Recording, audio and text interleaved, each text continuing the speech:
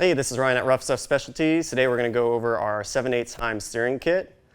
In this kit, like all our other steering kits, it's going to come with 1.5" quarter wall DOM tubing. Both pieces are 54 inches long. That's typically plenty for most axles. If you got a Super Duty axle, you're going to want something a little bit longer for that tie rod, probably a 60-inch piece. So make sure you give us a heads up if you're using a Super Duty axle. We could get you something longer. Also included in this kit, you're going to get 4 of your chromoly Heim joints, 2 left hand, 2 right hand. With the left hand, you'll see the notching in the tube adapters, so you know it's reverse thread. It comes with your jam nuts. You've also got 4 of your narrow misalignments.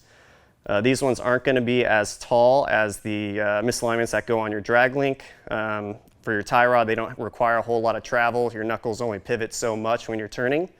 So this keeps them kind of closer to the knuckle, doesn't stand off too far. With your drag link, you're going to get a standard and a safety for each side. So with that safety, it's got a little bit wider of a head in case for some reason you have a Heim joint failure. It should, the bolt should hold everything together so your steering doesn't completely let go. So you'll have your standard, that's going to be up against your pitman arm. The safety is going to be on the opposite side, holding everything in place. And it's going to be same way on the passenger side knuckle.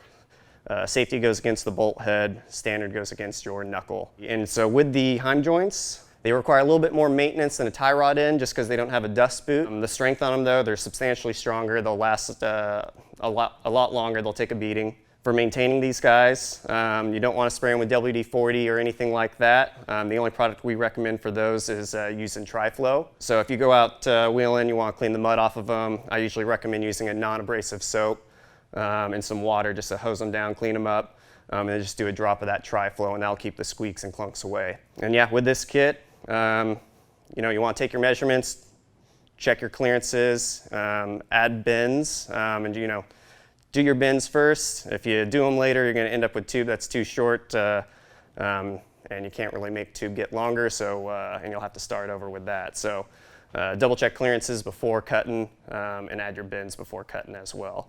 So with the 7/8 Heim steering kit, that uses a 3/4 inch bolt. So you're just going to drill out your knuckle with a 3/4 inch drill bit, remove the taper that you would have in there with a standard tie rod end. And you just bolt everything up. This kit doesn't come with hardware because there's a variety of ways to set up your steering. Sometimes people box everything in and have them stacked up and they run a double shear on there, which requires a longer bolt.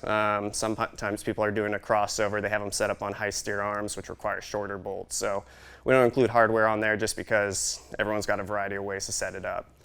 So just keep that in mind. You're going to want to make a trip to the hardware store, or we might have the appropriate length bolts on our website. If you like the video you just watched and like to support Rough Stuff, hit the subscribe button, hit the bell icon so you can get notifications, like this video, and hit us up in the comments down below. If you'd like to see another awesome Rough Stuff video, check out this one.